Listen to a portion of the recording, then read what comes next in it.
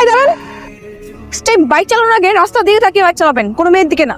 কে বলেছে আমি আপনার দিকে তাকিয়ে বাইক চালাচ্ছিলাম? খেয়াটা যদি রাস্তার দিকে থাকতো তাহলে পানিটা তো আমার গায়ে লাগতো না। আপনি তো ভারী বেয়াদম ব্রেক সাথে বানিয়ে বলে যাচ্ছেন, আর আমার কি হাত তুললেন? হ্যাঁ বেশ করছি, হাত তুলছি। এই কে আপনি? হ্যাঁ পারিও, আপনার তো সাহস অনেক দেখতেছি।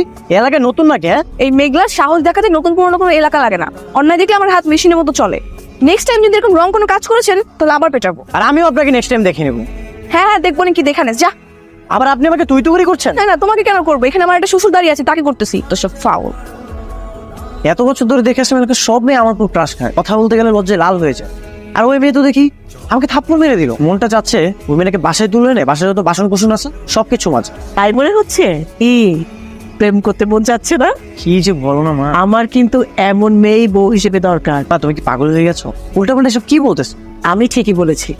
এই যে কত মেয়েরা তোর পিছে ঘুরে তোকে প্রপোজ করে, কই কাউকে কি তোর মনে ধরেছে? শ্রাবণ, দিন হলো তোমাকে দেখে না শ্রাবণ, রোদে পুরো পুরো ছাই হয়ে যাচ্ছে। একটিবার আসো, তোমাকে দেখেই চলে যাই। আসসালামু আলাইকুম শ্বশুর মশাই। তবে আবার শ্বশুর মশাই? কে কে শ্বশুর মশাই? কে মানে আপনার ছেলে যদি রাজি হয় তাহলে তো তাই হবেন।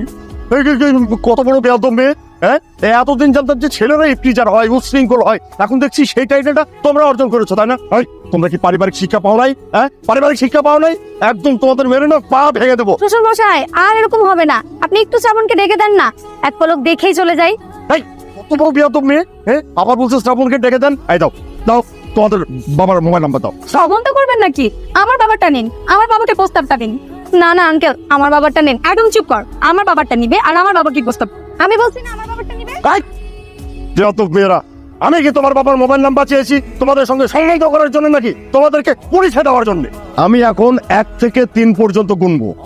এর মধ্যে যদি তোমরা এখান থেকে না চলে যাও তাহলে দুইজনকে পিটিয়ে না ঠ্যাং ভেঙে আমি একদম পুলিশে দিয়ে দেবো।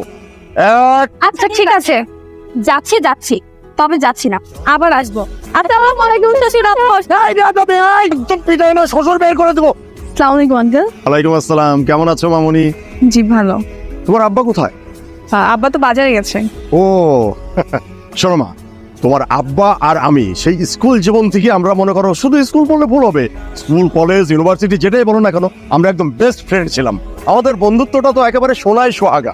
আব্বুর মুখে অনেক শুনেছি, কিন্তু একটা বিষয় আমার মাথায় ঢুকছে না। কি ব্যাপার মা?